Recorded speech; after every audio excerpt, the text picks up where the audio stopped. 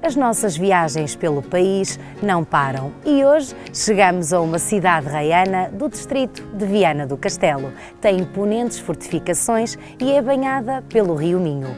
A importância histórica é inquestionável e foi aqui que nasceu o primeiro santo português. Selecionamos estas imagens para aguçar a sua curiosidade e ficar connosco numa nova aventura. Ora veja!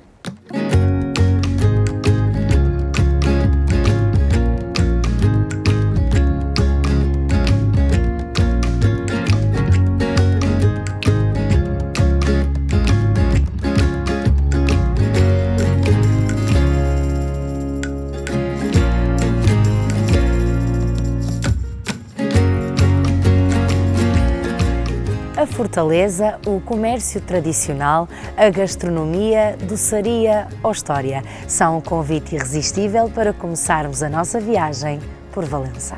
Valença é uma cidade onde os contrastes se realçam na paisagem.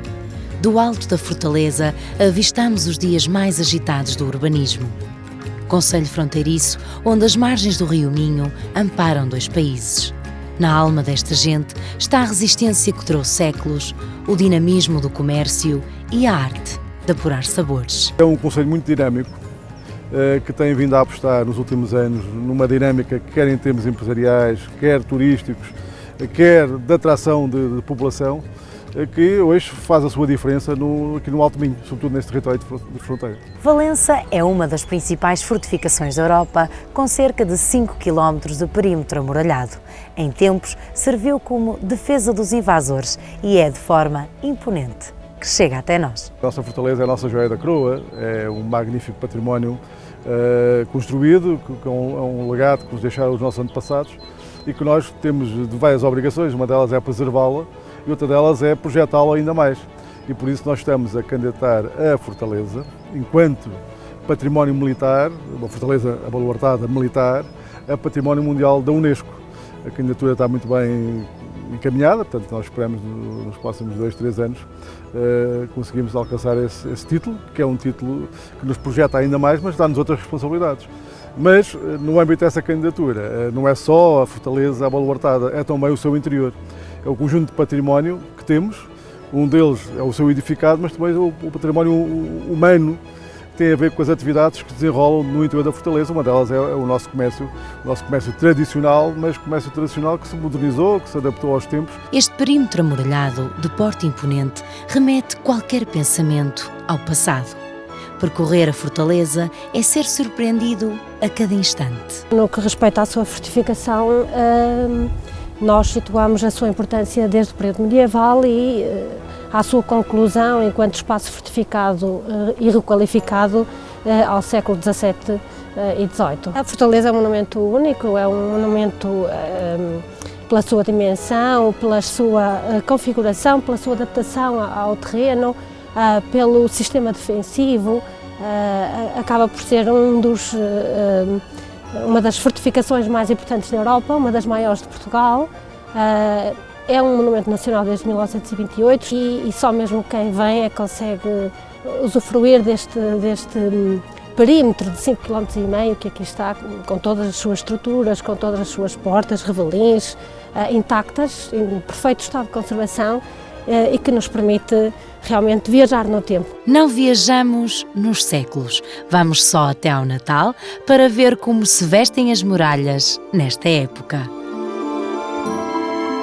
A magia das luzes inundou as ruas. O Pai Natal e os doentes fabricaram os brinquedos e as crianças tiveram a oportunidade de viver momentos inesquecíveis. Os doces, misturados na envolvência do comércio, foram paragem obrigatória. Excepcional, excepcional. Gostamos imenso de vir a Valença, nomeadamente esta zona. Esta zona é espetacular, é lindíssima. Costumamos dizer que é um outlet ao ar livre, sempre com bom ambiente. E na altura do Natal, Valença é diferente? No caso aqui das bombocas, foi o que eu acabei de comprar, são excepcionais. Os mais velhos realizaram algumas atividades, representaram várias instituições e puseram mãos à obra, neste caso, no barro. Dentro da fortaleza, o comércio expande-se com cor. Na grande maioria é têxtil e abundam os temas minhotos. Região pautada pelas tradições, aromas e alegria. Mas falar em comércio não é só de quem compra, mas sim, muitas vezes, de quem vende. Há quantos anos é que está cá? 54 anos. Vim para aqui no 1 de agosto de 64, os melhores anos foi 70 e 80, aquele tempo da peseta, aqui em Valença fizeram-se bilhões de pesetas no comércio. Não foi milhões, entraram aqui bilhões de pesetas. Mas ainda bem, aqui o turismo, aqui dentro da Valença é aqui dentro. Eles procuram porque, bem, aqui os artigos de têxteis, estou já a falar em têxteis, são artigos de qualidade, são mais baratos. Eles vêm aqui também por a gastronomia, que gostam muito do bacalhau. Passear por entre as ruas é descobrir cada vez mais. As fachadas das casas são encantadoras. Muitas são senhoriais, outras típicas e recheadas de pormenores. Mas os séculos em Valença podem estar ao virar de cada esquina. Exemplo disso são as janelas manuelinas que encontramos. Vaguear por esta calçada íngreme e torta tem revelado múltiplos encantos. No fim dos túneis, pouco visíveis, saem maravilhas como a Fonte da Vila. É de origem medieval, mas foi renovada no século XVIII, como testemunham as armas colocadas sobre a caixa de água. E quem gosta de armas de guerra pode espreitar os canhões espalhados ao longo da fortaleza. A importância desta cidade é milenar e a comprovar estão os vestígios recentemente encontrados. A sua história remonta há 2000 anos e a prová-lo nós temos, por exemplo, 10 graus romanos do ano 400 depois de Cristo, mais em concreto, que estão mesmo aqui junto à porta do açougue e que realmente atestam a antiguidade de Valença. A história de Portugal tem várias páginas dedicadas a Valença. Foi neste concelho que nasceu o primeiro santo português. Foi, no fundo, um menino que nasceu aqui numa freguesia vizinha, em Ganfei, e, portanto, atualmente é o nosso valenciano mais ilustre. Ele saiu daqui com 10 aninhos de idade para estudar Teologia e Humanidades com o tio que era bispo, e depois ele vai se tornar sacerdote, vai se tornar o principal conselheiro e confessor do rei Afonso Henriques, por exemplo. Ele vai estar, no fundo, no centro das decisões mais importantes que Dom Afonso Henrique vai tomar no âmbito da consolidação e da independência do Reino de Portugal. Portanto, vai ser uma pessoa que tem uma importância vital para o Reino de Portugal. Terra de fé e muito marcada pela presença militar, a Capela Militar do Bom Jesus é um edifício barroco do século XVII e XVIII. Era uma capela construída pelo rei, portanto em 1691 encomenda, neste caso ao capitão Manuel Villa-Lobos, encomenda a execução desta capela para culto dos seus militares. E, portanto, o facto de ser uma capela militar distingue-as das outras. É na mesma um templo religioso, no entanto, o brasão de Portugal, ou a coroa, que também está sempre aqui associada e que tem, no fundo, uma leitura de domínio, quem domina aqui, não é? O rei de Portugal. Portanto, podemos salientar também o pormenor de que aqui está uma imagem da padroeira militar do Regimento 21 de Valença. Regimento este que, na altura da guerra peninsular e dessas campanhas que os nossos militares tiveram que participar e que heroicamente conseguiram essas vitórias, embora alguns tivessem perecido, o pormenor que se associa é que a padroeira militar de Valença ia sempre com eles. A nossa viagem continua e, como companhia, temos o Rio Minho. Na correria das águas abundam as espécies e pinta a paisagem de leveza e frescura. O Rio Minho é a nossa fronteira norte, aqui com a Galiza. O nosso primeiro rei começou a construir Portugal daqui para baixo. O Rio Minho, que era a fronteira administrativa e natural, mas que os valencianos, os estudenses, os agentes de Malgaça até Caminha, de um lado e do outro da fronteira, souberam ultrapassar. E por isso este rio foi um rio muito permeável a muitos negócios ao longo da nossa história e sobretudo no século XX, em que a fronteira administrativa e geopolítica era muito rígida. Os grandes negócios que estabeleceram entre os portugueses e os galegos estamos a falar do contrabando, deram ou possibilitaram grandes investimentos na nossa região. Mas realmente o rio hoje é emblemático do ponto de vista natural, do qual nós retiramos um conjunto de espécies piscícolas fundamentais, a lampreia, o sábalo, a savelha. Quem anda de baluarte em baluarte como nós pode chegar na hora certa, isto é, chegar e avistar a passagem do comboio na Ponte Centenária. Esta ponte rodoferroviária liga Valença e Tui, um grande passo para a modernidade da cidade. Portugal e Espanha chegaram a acordo da sua construção em 1879 e em 1886 foi inaugurada. Para aprofundarmos melhor nosso conhecimento, visitamos o Núcleo Museológico Municipal.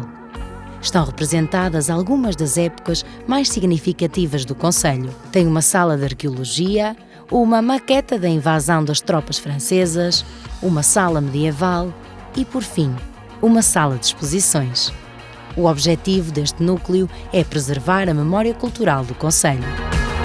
Ao longo da nossa viagem, temos percebido que Valença tem várias joias.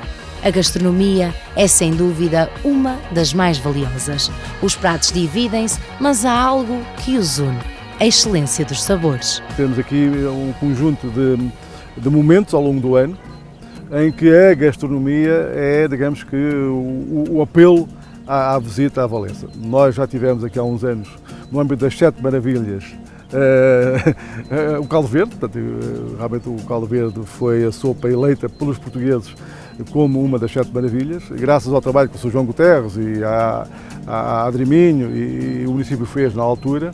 Agora temos que continuar a manter esta linha de atuação em prol da excelência.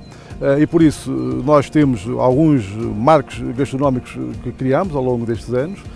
Agora, brevemente, temos a lampreia, depois temos os sabores da aldeia e mais tarde teremos o anho. A gastronomia minhota tem honras e louvores nas mesas e nos pratos que apresenta. Esta cidade não é exceção e os sabores e paladares estão nas entradas e nos pratos principais. As mesas estão prontas e os pratos vão dos sabores da Fortaleza aos do Rio Minho. Para começar, temos... O caldo verde é uma sopa à base de batata e couve galega. A couve galega é uma couve muito tradicional aqui no Alto Minho e é muito aromática e dá ao caldo um aroma e um sabor muito peculiar e muito específico. Nos pratos principais... Isto é o bacalhau à Santo António. É uma receita valenciana, aliás, das poucas receitas de bacalhau que se conhecem aqui da zona. Foi o chefe Pinto que inventou esta receita de bacalhau. No fundo é um bacalhau frito com cebolada e com maionese e acompanha com batatinhas. E agora? O rancho é uma receita muito tradicional aqui de Valença também, mais de dentro das muralhas, porque se fazia, era feito antigamente pelos regimentos e pelos soldados que havia cá em Valença e pronto, é uma receita de tacho, de panela. Mas ainda não acabou. Aqui encontramos um escabeche de lampreia que serve como uma entrada. Temos uma lampreia assada no forno e temos também uma lampreia estofada. É um pouco um mito aquilo que as pessoas pensam de que a lampreia é muito difícil de se cozinhar. Não é. É um prato simples de gastronomia portuguesa. Para aquelas pessoas que nunca comeram lampreia, eu aconselharia a começar pelo escabeche. Sim, sem dúvida, porque é muito mais suave. E agora? Os meixões digamos que os bebés das enguias, falando assim mais fácil para as pessoas perceberem. Existem alguns rios do país, mas só no Rio Minho é que é permitida a sua pesca. Para terminar, o cabrito é um prato muito usado no Alto Minho. De zona para zona muda um bocadinho a forma de confecção e os temperos em si. Pronto, aqui em Valença é hábito servi-lo desta forma, assado no forno, por cima do arroz. O arroz absorve todos os sucos durante o cozinhado. Ecopista é um lugar ideal para passear e desgastar as calorias a mais deste banquete. A pé ou de bicicleta, este pedaço de natureza revitaliza qualquer passeio. que a pista de Rio Minho é um corredor verde que faz a ligação entre a Vila de Monção e a Vila de Caminha, atravessando o concelho de Valença e o concelho de Cerveira. No concelho de Valença nós temos sensivelmente 22 km, dividido em duas etapas. A primeira da parte norte, que é aproveitada a antiga linha do caminho de ferro que fazia a ligação entre Valença e Monção, e a segunda etapa, que é uma etapa nova, que tem o caminho muito perto do Rio Minho, onde nós poderíamos ver a pesca artesanal, onde nós podemos ver ainda a maneira de trabalhar os campos de uma maneira muito artesanal também, e que atravessa uma zona considerada a Rede Natura 2000. Os caminhos de Santiago são outro motivo para passar em Valença. Quem pernoita registra a passagem e segue caminho. As rotas são seculares e na ponte encontra-se a divisão dos caminhos. Temos então a entrada ou saída do território português. O caminho central vem realmente entrocar aqui, e igualmente o caminho da costa, portanto os dois fazem o seu ponto de intersecção em Valença e daqui seguem o seu percurso. Portanto, nós somos realmente o centro dos caminhos de Santiago e é no fundo realmente um crescente que temos visto todos os anos aumentando. Até porque, por exemplo, no ano passado nós registramos 6.855 peregrinos no nosso albergue público. Valença já mostrou ser uma cidade bonita, com gente simpática, com história, mas acima de tudo é muito dinâmica. O Pontes Cardeais registrou alguns desses momentos e podemos concluir que é uma cidade que pode visitar em qualquer altura do ano. Valença ficou ainda mais doce com o evento Fortaleza de Chocolate. Foram 50 formas de saborear esta deliciosa perdição. Divididos em stands, os produtos foram apresentados das mais diversas formas. Uma opção vencedora de acolher um dos ingredientes mais apetecíveis da cozinha em todo o mundo.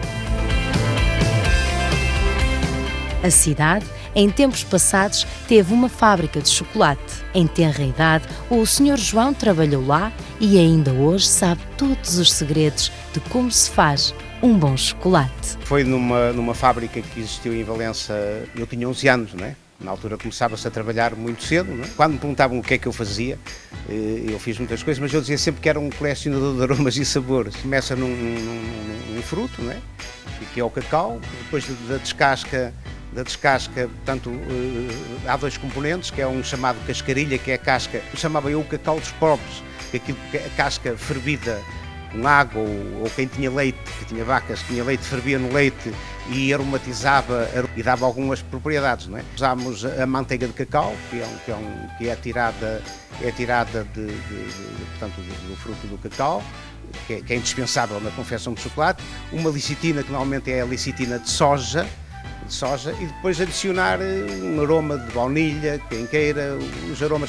Há tipos de chocolate que levam leite, e o chocolate mais tradicional português, daquelas fábricas antigas, era um chocolate que levava farinha também. Ao longo dos anos, os aromas e sabores que colecionou levaram-no a muitos estudos, pesquisas, mas acima de tudo colecionou tudo o que a terra do concelho lhe dava. O que utiliza nos seus produtos é endógeno. Os licores são feitos de forma totalmente artesanal, apanhados por si, tratados e embalados. Como exemplo é o licor de pericos, fruto especialmente apanhado no outono valenciano. Conhecer este pequeno laboratório é uma viagem à essência da terra. É acarinhar os cheiros e fazer deles reis, seja qual for o seu destino. Tudo que são ervas aromáticas e alguns frutos e que se produzem aqui, eu tenho aqui em maceração. Pronto, isto é um bocado, eu digo sempre que isto faz parte de mim também, não é? Um bocado de mim está aqui, não é? A linha de licores que lancei, que é os Cantares de Portugal, todos os licores têm um extratozinho de um poema e uma nota de prova feita por mim, em que a última palavra é sempre Portugal. O primeiro gin tinto no mundo foi feito pelas suas mãos em Valença. Muitas foram as medalhas, reconhecimentos, mas para o Sr. João o segredo é simples. A emoção é tudo. Eu gosto de fazer as coisas muito femininas, porque eu dou um exemplo de quando criei o gin tinto, que alguém me disse que isto não é gin. E eu dava a provar, as mulheres adoravam. E eu assim, mas eu estou no caminho certo. É assim, tudo que se faça para a mulher dá resultado. A agenda cultural do concelho estende-se ao país vizinho e juntos promovem muitas atividades. Nós temos uma oferta em termos de eventos, atividades muito ampla e diversa, que vai desde o desporto, à gastronomia, à parte cultural, e que são marcantes ao longo do ano. Umas são realizadas individualmente pelo município, outros no âmbito do projeto Eurocidade Contui. Sobretudo a atividade esportiva de maior envolvimento é feita no âmbito da Eurocidade Contui e realmente temos tido aqui eventos excepcionais, desde o BTT, ao basquete, ao futebol, ao hóquei. Depois, na parte cultural, nós temos vindo a beneficiar no último ano, sobretudo, da construção da Escola Superior de Ciências Empresariais e nesse espaço que é da Escola Superior temos um auditório onde nós realizamos os nossos eventos culturais, de música, de teatro e que tem tido um sucesso extraordinário. A Cavalgata Internacional dos Reis é um evento com raízes históricas. As duas cidades unem-se num ambiente de festa que percorre as ruas. Os reis fazem as delícias às crianças com a habitual chuva de reboçados. Dá-se o início ao cortejo em Valença e segue até Tui. Encaramos o futuro de uma maneira diferente dos nossos antepassados e nós hoje, Valença e Tui, estamos unidos por um rio e não separados por um rio como era antigamente. Para nós, a festa dos Reis, associámos-nos à cidade de Tui como uma festa também muito importante para nós valencianos. Os reboçados são ofertas dos Reis Magos, Gaspar, Baltazar e Belchior. Um evento para as crianças, mas não só. É bastante agradável, a família passa sem dúvida uma grande alegria, muita diversão, as crianças divertem-se muito. Vocês estão a gostar disto? Sim! E do que é que vocês gostam mais? Dos reboçados! E os Reis Magos, já viram? Sim! E quantos são os Reis Magos? 3. E com o nome? Baltazar, Belchior y Gaspar. La alegría de los niños. Exactamente. La alegría de los niños. Todos os anos vem cá? Sí, sí, sí, fantástico, genial, genial, muy bien. Uma festa que une as cidades fronteiriças há vários anos e que tem tudo para continuar. É a nona edición, estamos moito contentes de que o tempo finalmente respeitase a cabalgatas ou chubiscos mesmo cando estábamos a cruzar a fronteira. Eu acho que tudo saiu óptimo, estamos moito contentes e aguardamos que no futuro podamos continuar con esta linda tradición.